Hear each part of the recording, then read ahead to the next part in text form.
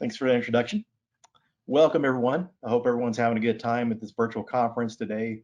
Kudos and thanks to the staff and Stephen for putting this together and running this. Really great, encouraging to see all these conferences that have continued, even though virtual. So this is awesome. And another great side effect is the fact that people that normally couldn't attend these are able to attend. People that geographically distance that couldn't make it. So this is an awesome deal. So it's really been great this year, be able to have so much access to so many great conferences online. So you heard a little bit about me. So just a little more detail on my background. I like to share this background because it kind of gives you an idea of how I got into pen testing. And so you can relate your own path, where you're at, and how that can relate into becoming a pen tester if that's something you're interested in. So I've been in IT and InfoSec for over 22 years. I've been in InfoSec specifically since 2004. Started out doing network security, did that for about a year and a half, moved into application security.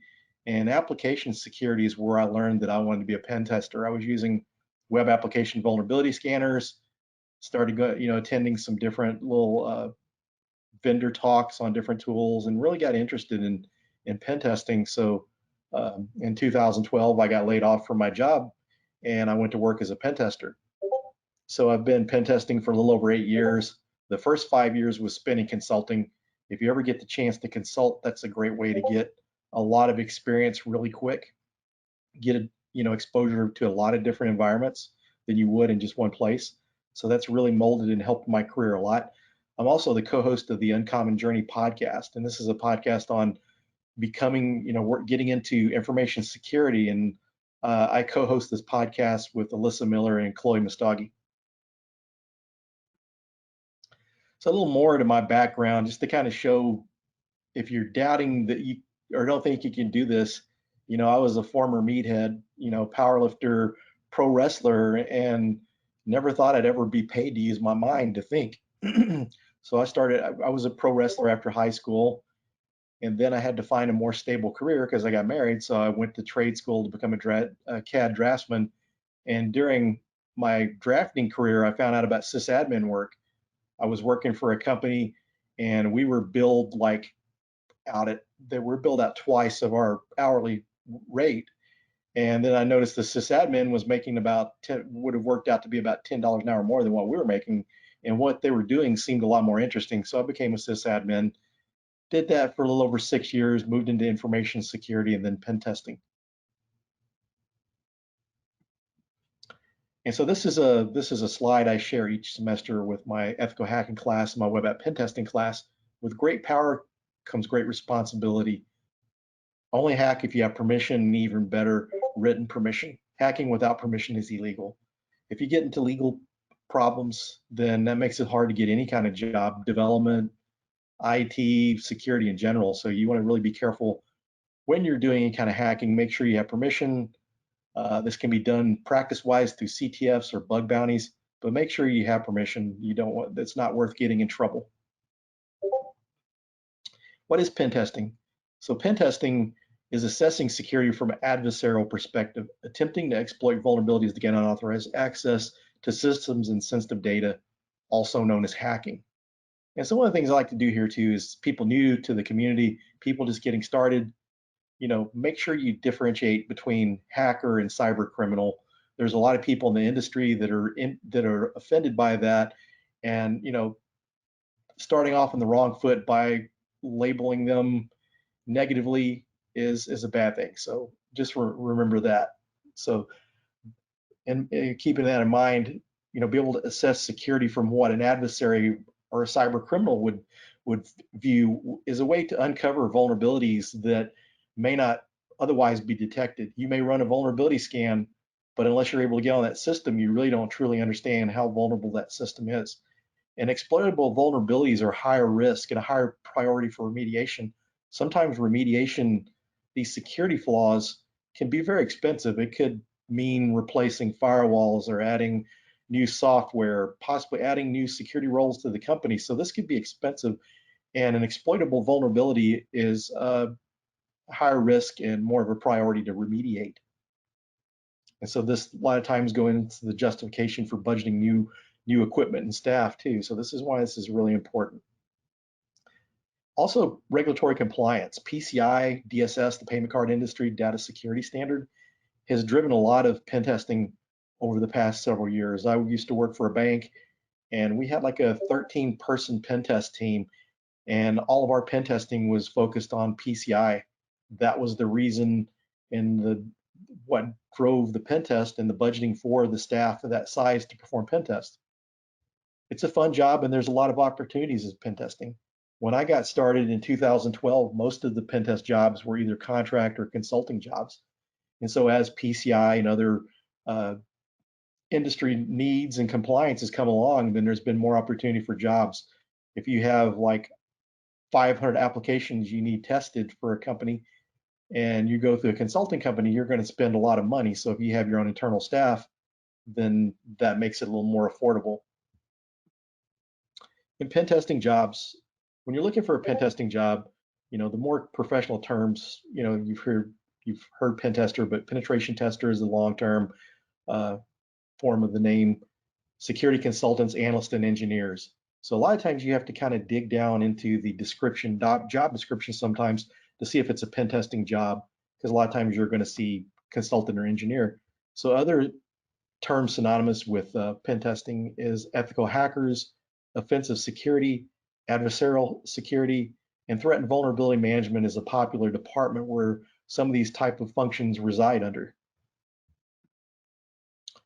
There's other skills that pen testing is important in.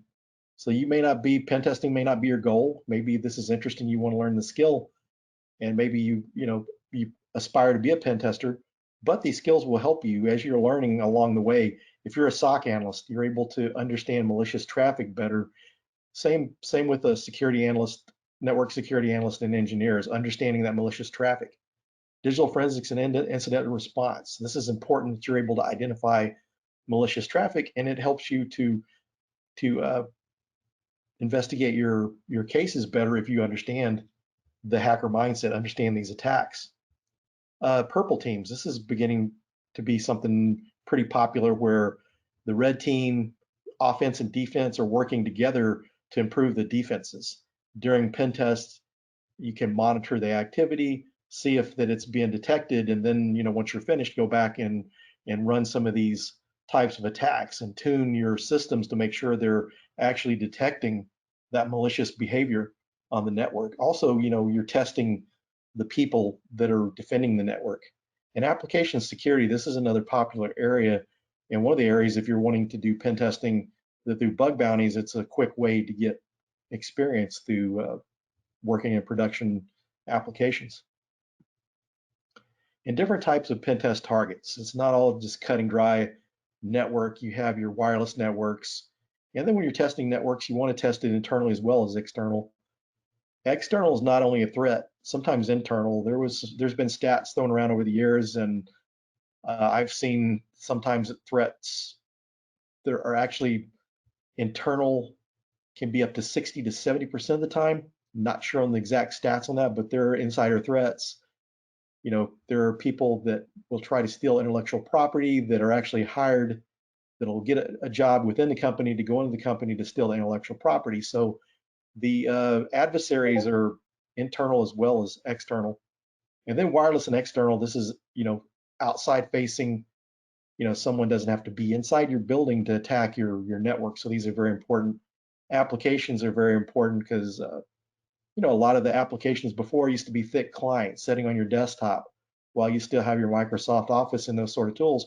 A lot of the applications have gone to web-based because web-based is more mobile. You can run it on mobile devices, different operating systems, and some, kiosks and all sorts of things. So it's a lot more flexible application that people are using. So there's a big need for testing that, as well as cloud and mobile applications.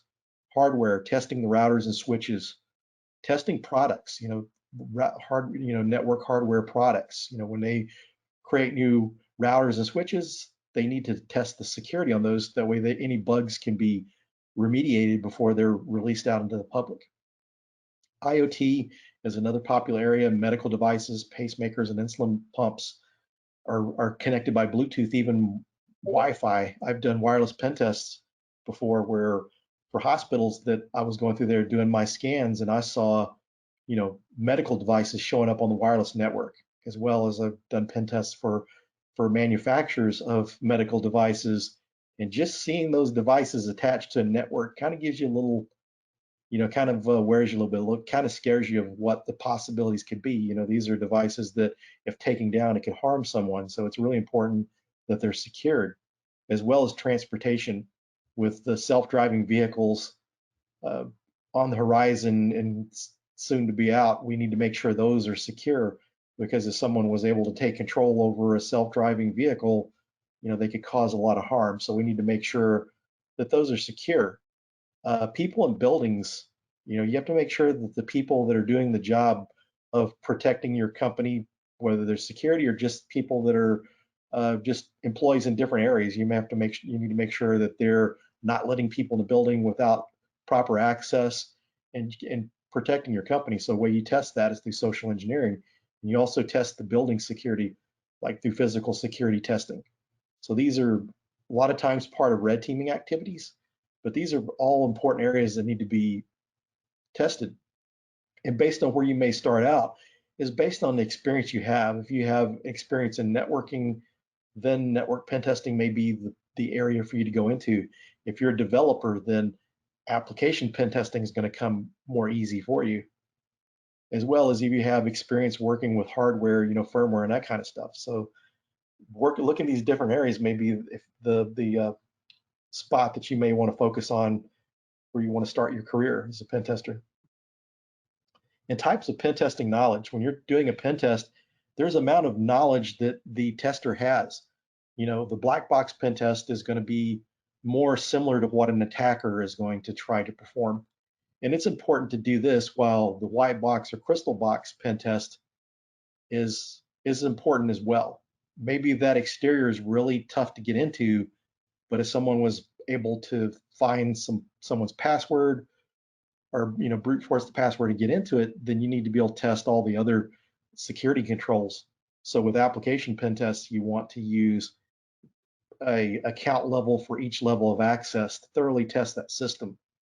And a lot of these are based on the amount of time you have. If you have a lot of time, then you can do black box. That requires more reconnaissance, more time to test, whereas the white box or crystal box test requires less time because you have more knowledge of the system. You can have anything from, like, on top of accounts, you can have diagrams of the network as well as documentation about how the application is written, even source code. These are helpful in testing.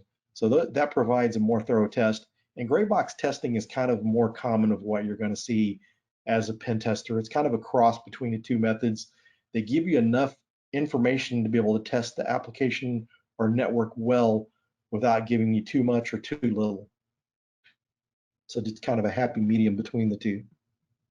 And that can vary. Not everything is set in stone. There's not just those three identical, types of knowledge. You could do, it could be more defined or less defined. So there's a lot of variance in there, and it's going to depend on the time and different types of pen test steps. Now, these first two, as you see the red text, it's not a pen test. Vulnerability scans is not a pen test. This is running a scanner to look for vulnerabilities.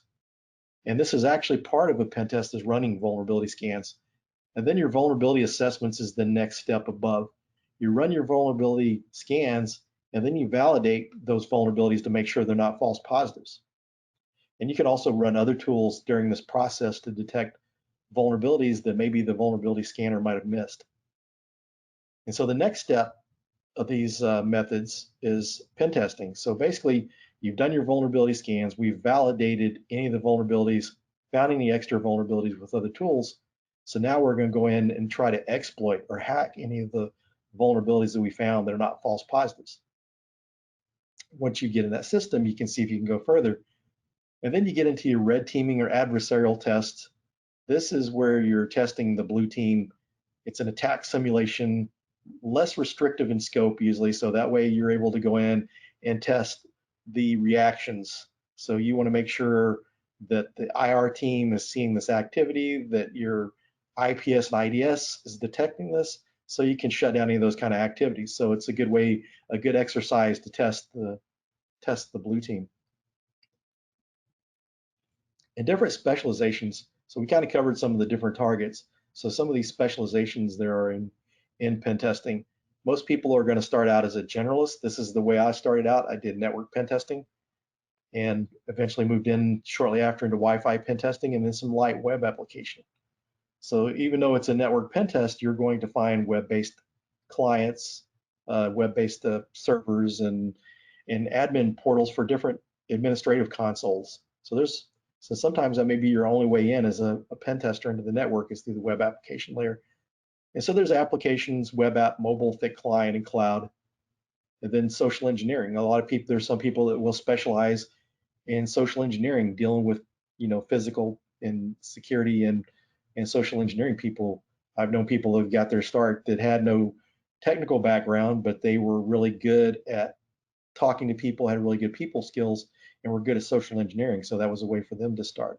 So that's a place for someone to start. A lot of people just seem to be drawn to that area. It seems more fun, a little more thrilling to do. So that's kind of an interesting area and gets a lot of interest from people wanting to break in. And then transportation, there's companies, a lot of the automobile industries, they've got people to test their vehicles. And then red team, the adversarial simulation. And sometimes people just don't jump right into this. It may be someone that's worked in social engineering, have worked as a generalist. Some light web application is good here, but a lot of your skills there is going to be more focused on your network pen testing as well as your social engineering. And how to become a pen tester. This is usually the reason people attend this talk. They're wanting to get into pen testing. So you need to understand the technology before you can secure it or break into it. So you really need to know networking, operating systems at a sysadmin level, meaning you can go into Windows, you can disable the network adapter, connect to networks, make configuration changes. Because if you get access to the system as a pen tester, you want to see what else you can do. If you've only got like a shell or command line access, if you know the command line of that operating system, you can shut down firewalls or services depending on your level of access to that system. So you really need to know those operating systems, or otherwise you'll spend a lot of time on Google trying to figure that out as you go. And you need that base knowledge so you can utilize your time better. And then understanding security, because understanding security makes it easier to break into. And then application and hardware, other helpful areas to know as a pen tester.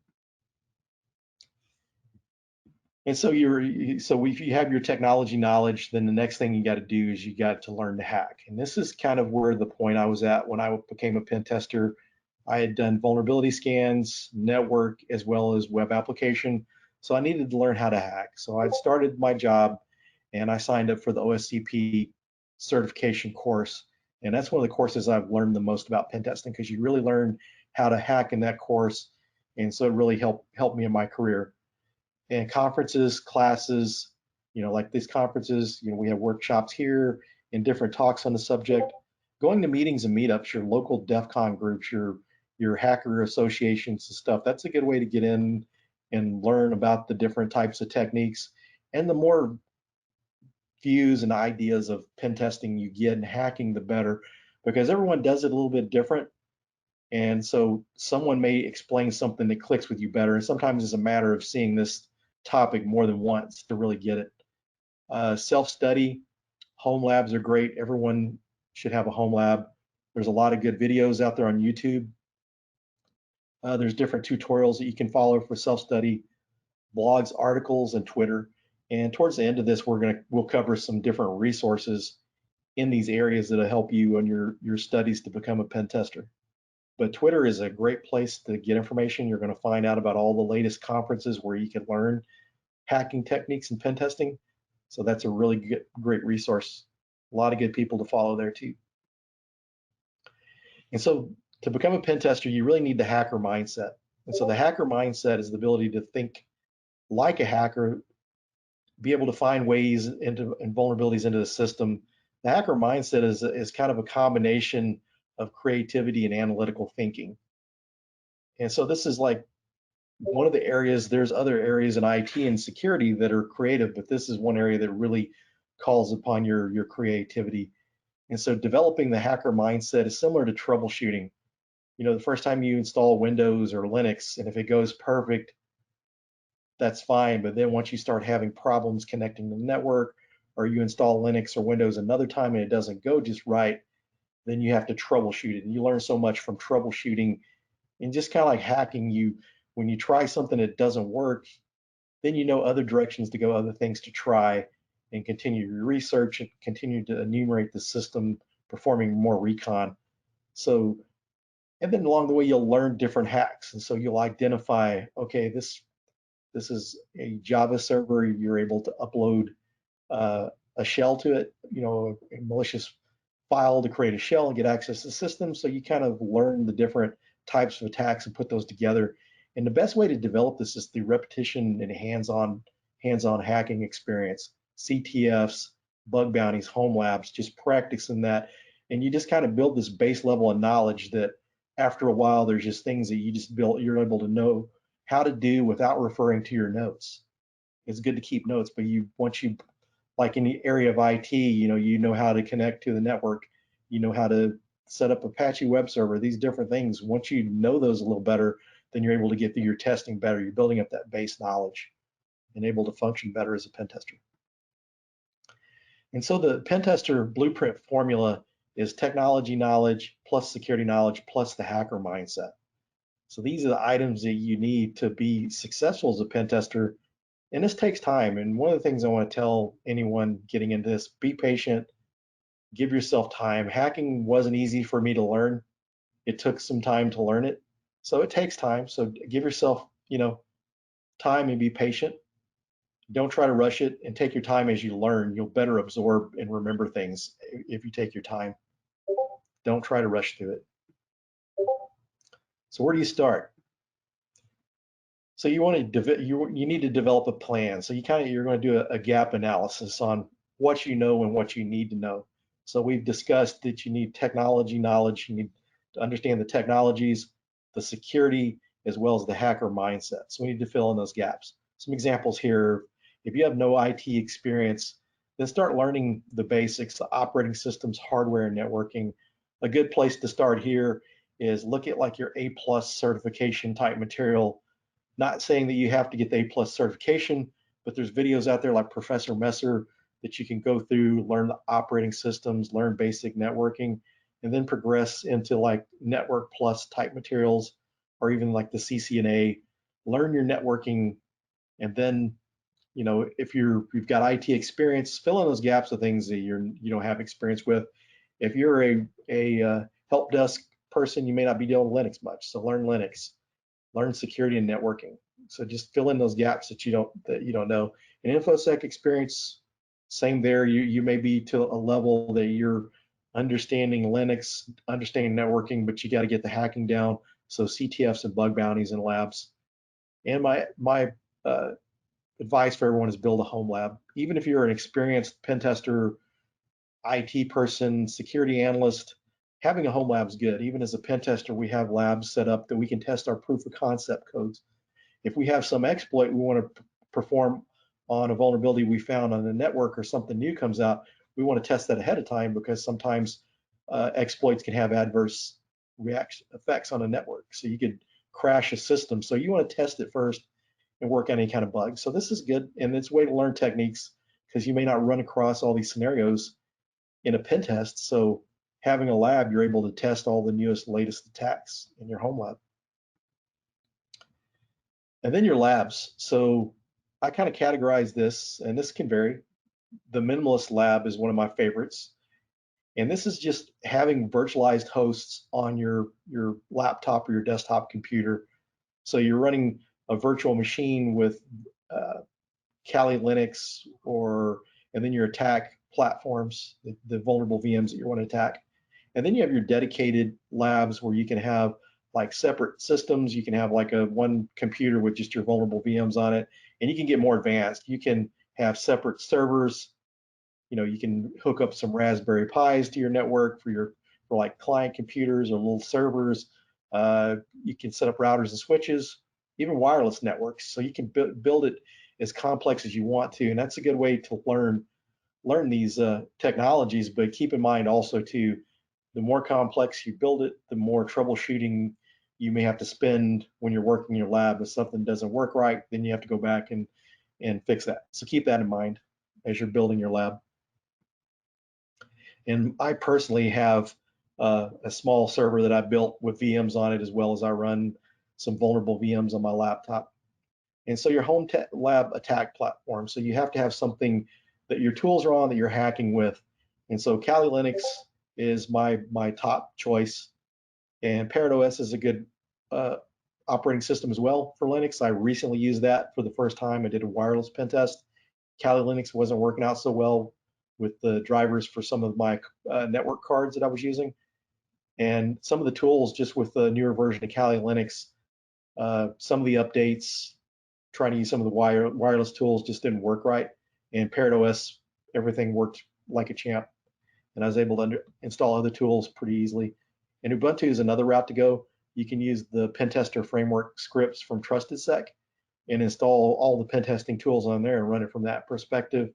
And then there's also your Windows option, Windows 10 with the Commando VM scripts.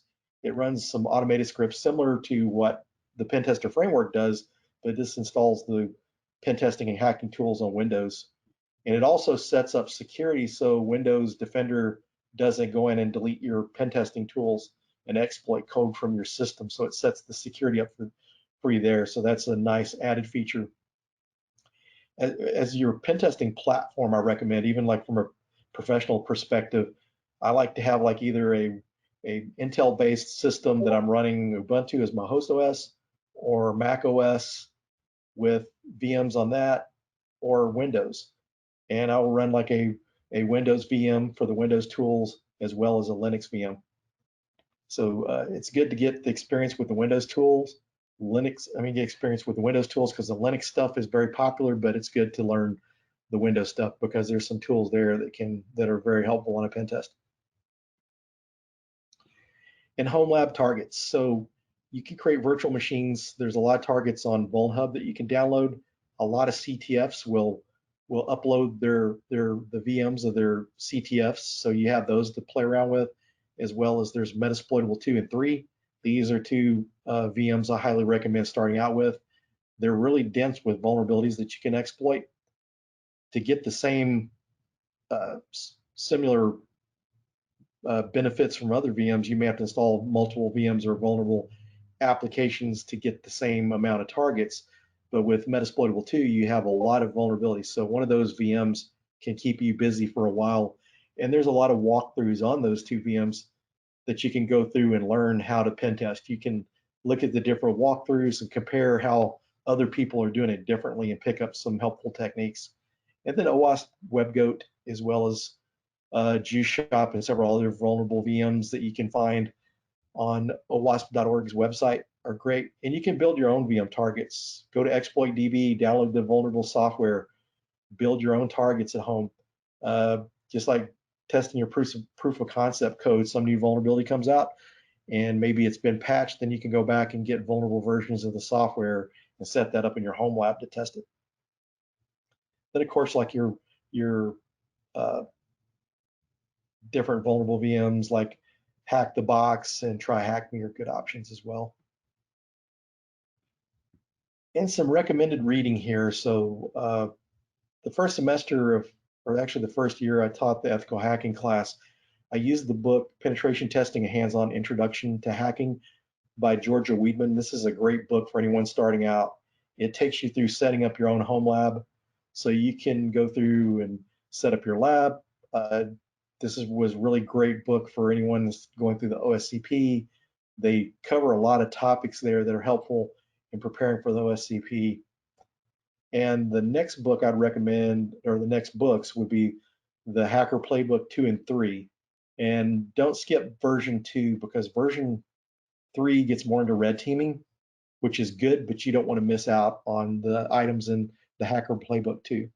So the the first book, the penetration testing hands-on introduction to hacking, will help you build a base, and the hackers playbooks will help you hone your skills and improve your pen testing skills with that. Then the hackers playbook, discovering exploiting flaws, security flaws, is a great book created by one of the creators of Burp Suite. So this is a really good book for web application pen testing. And the Red Team Field Manual, that's another good book that's filled with a lot of different command lines for Linux, Windows, PowerShell, a lot of different admin related functions. And there's another book out that I didn't put on, I forgot to update the slide, but another book that I recommend getting. This is good for anyone, blue team or red team pen testers, but the operator handbook. This is a good book. It's a lot thicker than the red team field manual. This covers anything from like Kubernetes, gets into a lot of advanced networking stuff. So this is a really great resource to have. And it's available in an ebook format, whereas the red team field manual is only in a printed format. And here's some learning resources. So I've got these divided out by paid and free resources. And if you look at the top section, I start these from most expensive to least expensive. SANS Institute, these are usually courses that if your company's paying for your training, that's great. They're $7,200 courses typically for a 6-day course. They've got some other ones that are like 2 days long, like the Red Team course, that are like $3,800. They're a little less expensive. But then you get to your eLearn security. These are like from $1,000 to like $1,300, $1,400 per class. It's really good. Offensive security.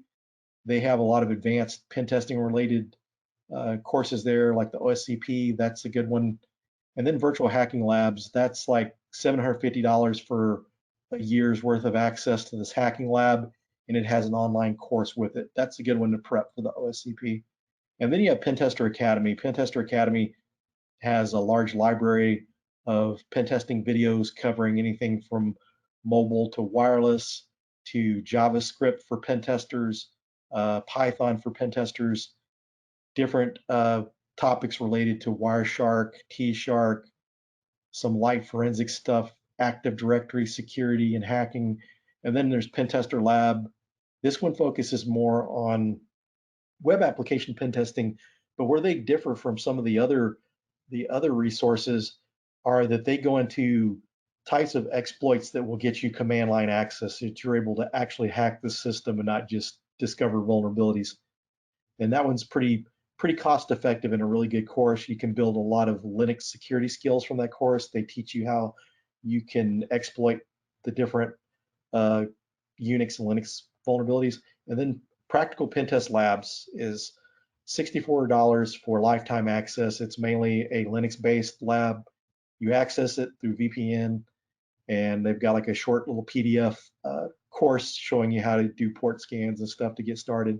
So that's a very cost-effective resource, and I kind of played around with that. It's a lot of fun and good to have. And then we get into our free resources.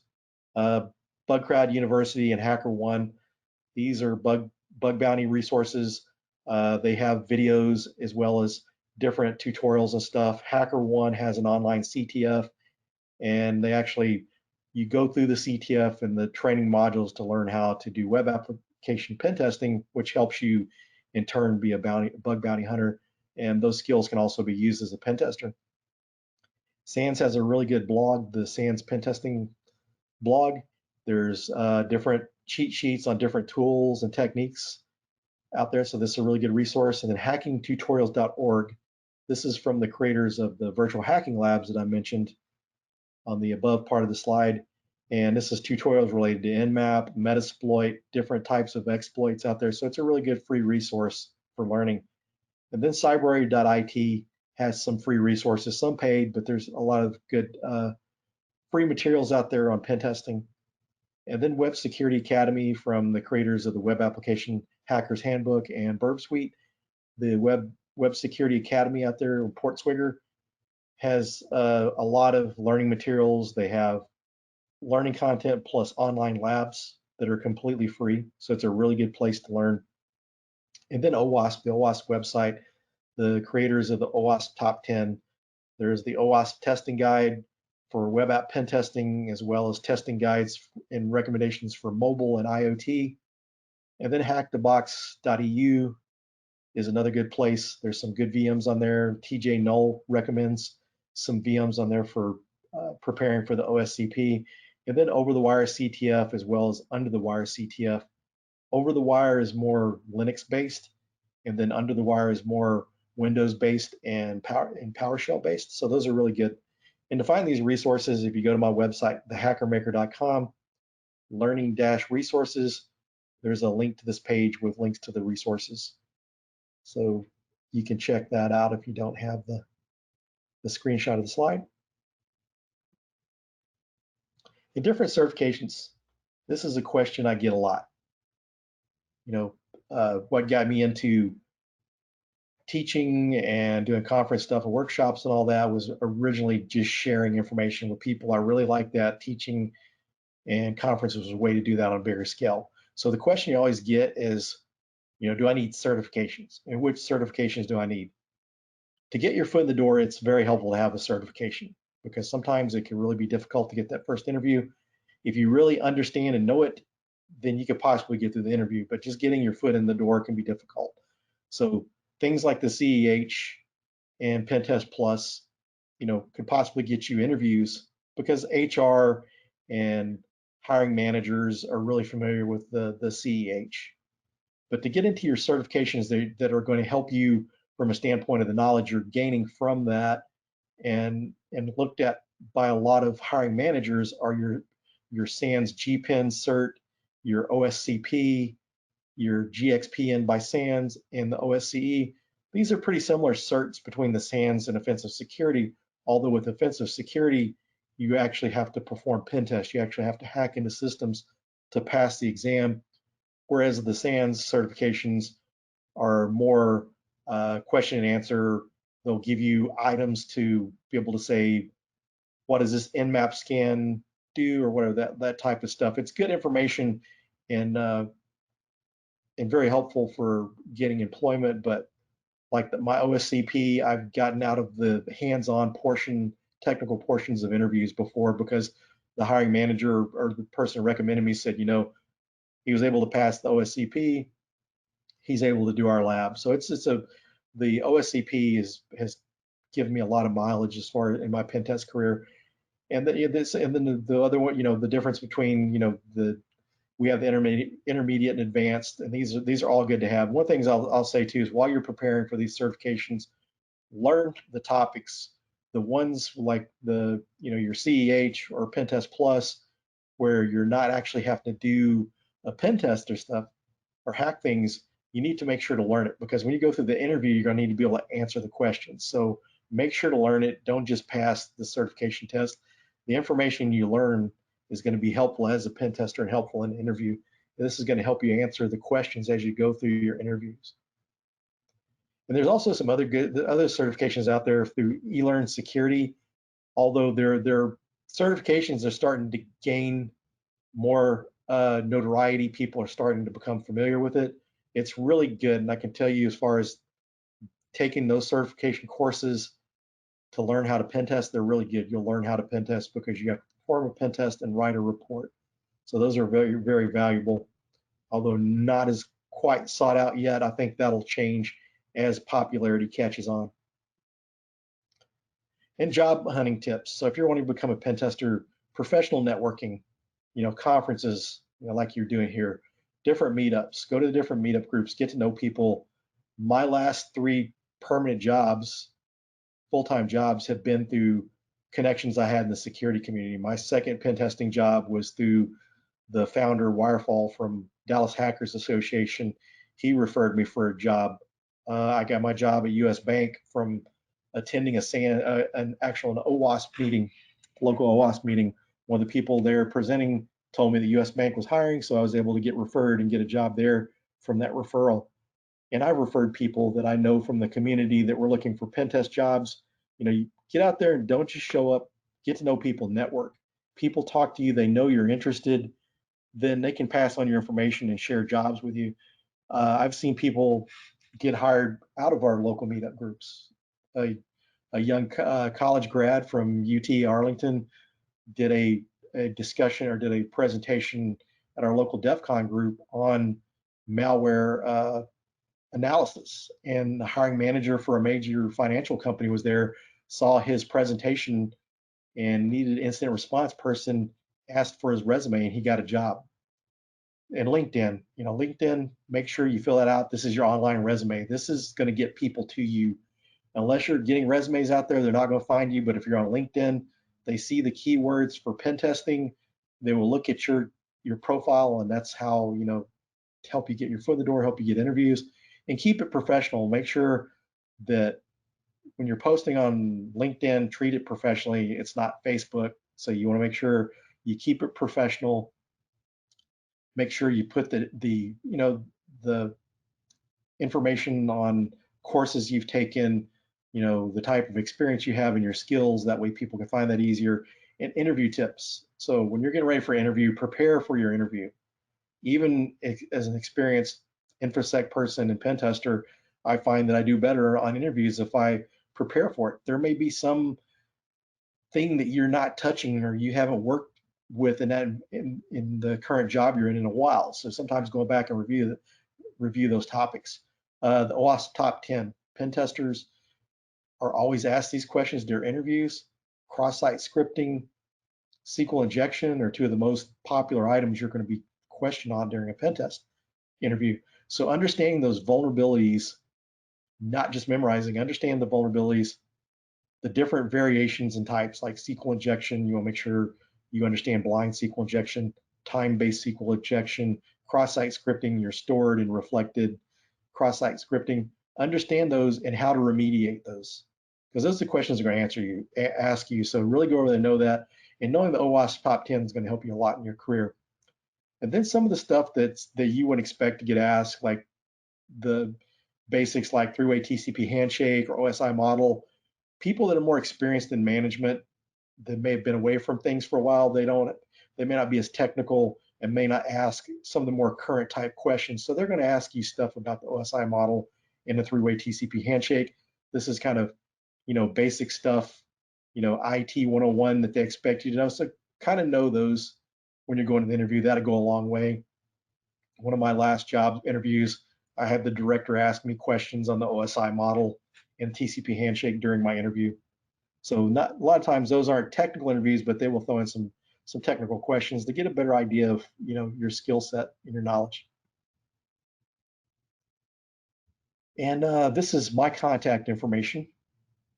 There's the link for Pwn School up here. So we stream our talks each month, as well as we have a YouTube channel with recorded talks on there. So please feel free to check that out. We've got a meeting coming up Wednesday. And on the Pwn School website, you can find links to our meetup page to get the links to be able to access the streams, as well as the YouTube channel with the recordings on there. And we have a link to our Slack channel. So we have a lot of industry professionals on there that have pen testing background, blue team background. We've got people with threat hunting experience. So it's a really good place to network and share ideas and get information. And I teach ethical hacking classes and web app pen testing classes at Richland College, which recently rebranded. The Dallas Community Colleges are now Dallas College. And then I'm also, check out the Uncommon Journey podcast on ITSP magazine. And here's my social media information, my email address. Feel free to reach out to me because I'm always answering questions and happy to help people out. This stuff is my hobby. It's not only my job, not only what I teach. This is my hobby. My ideal hobby is going to DEF CON and Black Hat. That's fun for me. So I live and breathe this stuff. I like to talk about it all the time. So feel free to reach out to me, ask me questions. I'm happy to help share any kind of learning materials. If there's any specific thing you want to get into and you need more information, I'm happy to help you. So check those out and follow me on Twitter. I'm always posting about any free conferences and trainings I'm doing. So connect there. And so if anyone has any questions, I'll be happy to answer your questions. Phil, we have a number of questions that are coming from the track 3 Discord channel. So Okay. if you don't mind, I can go ahead and just start those off for you. What Sure. about documentation during an event? The hardest part for me is writing the report. Is there a template that you find helpful to leverage? Maybe a punch list you use of all the things you cover. Yeah, what I recommend is looking at, when you look at stuff like the P-test standard, they kind of show you things that you need to do during your pen test. And as far as documenting that, a great resource is Dratus. Dratus has a community edition of their software, and it's a report writing and collaboration tool.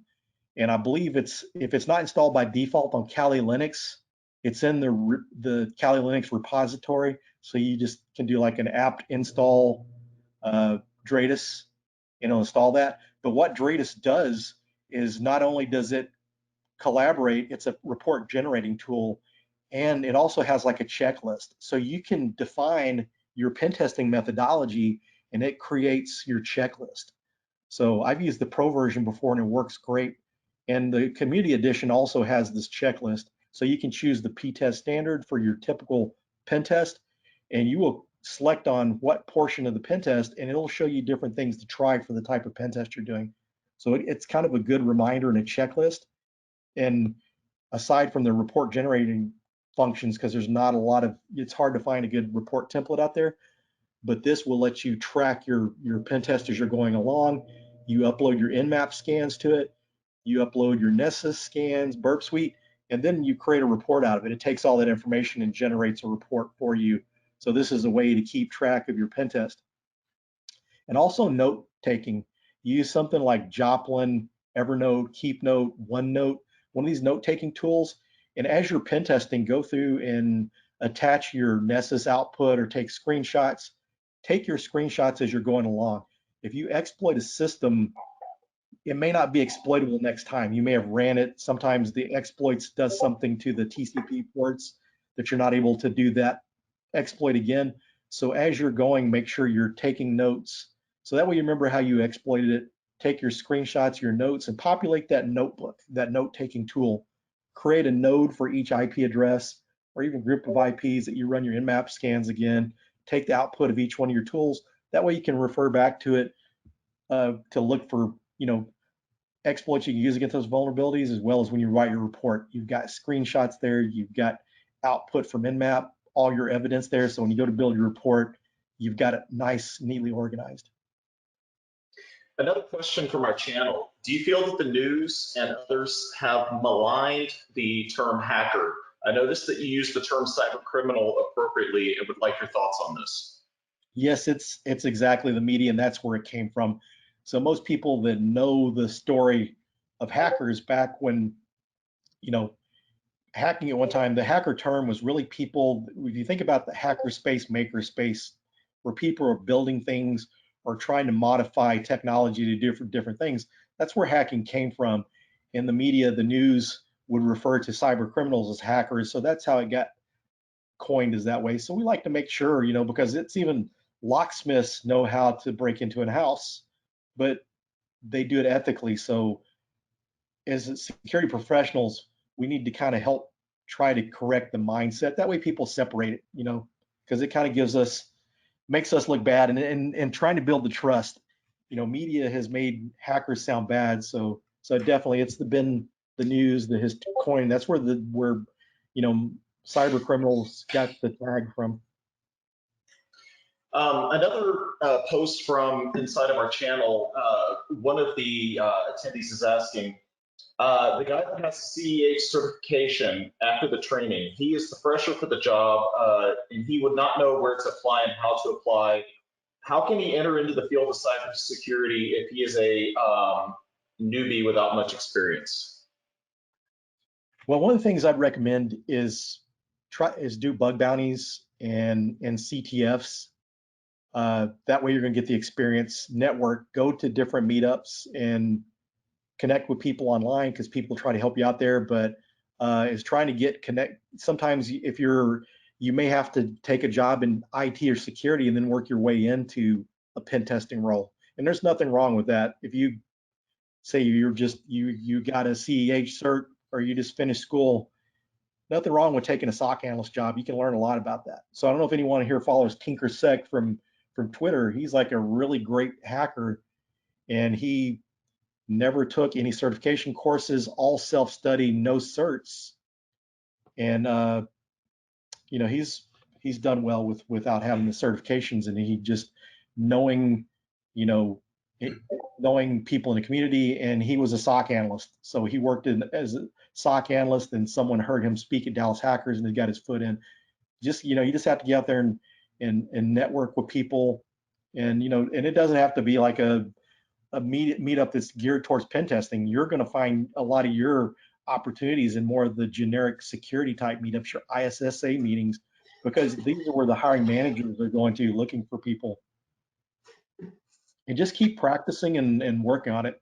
You know, the bug bounty stuff, I mean, you could go to, with the bug bounties, you can get invited to do pen tests. A lot of these bug bounties companies also do pen tests along with bug bounties, so you can get invited to do pen tests. And then once you're doing pen tests, you got this on your resume. And, you know, working on projects, working on scripts, volunteers on these open source projects is a good way to get that information, good stuff on your resume. Okay, Philip, we have one more question, if you don't mind. No, not at all. What is your advice to a current help desk person who wants to become a pen tester red teamer? I got the OSCP in my pocket. Do they already have their OSCP? Or is that what they're focusing on? That's, I believe, what they're trying to focus on. Yeah, the OSCP is going to help you, is going to help you get your foot in the door there and where you're at. One of the things, it's easier to sometimes get into a role if you already work somewhere.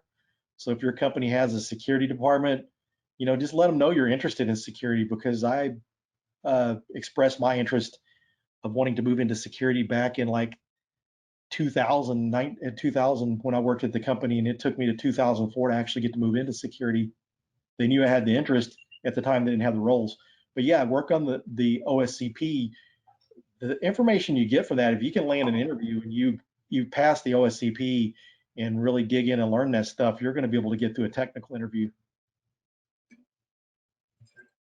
Well, Phil, as always, thank you for submitting your time and for your presentation today. Personally, I can say this is one of the best presentations I've seen, and that resonates across the Discord channel that we're seeing. So thank you for sharing all of this immense information that you've gathered for us, and thank you for your contribution to the cybersecurity community.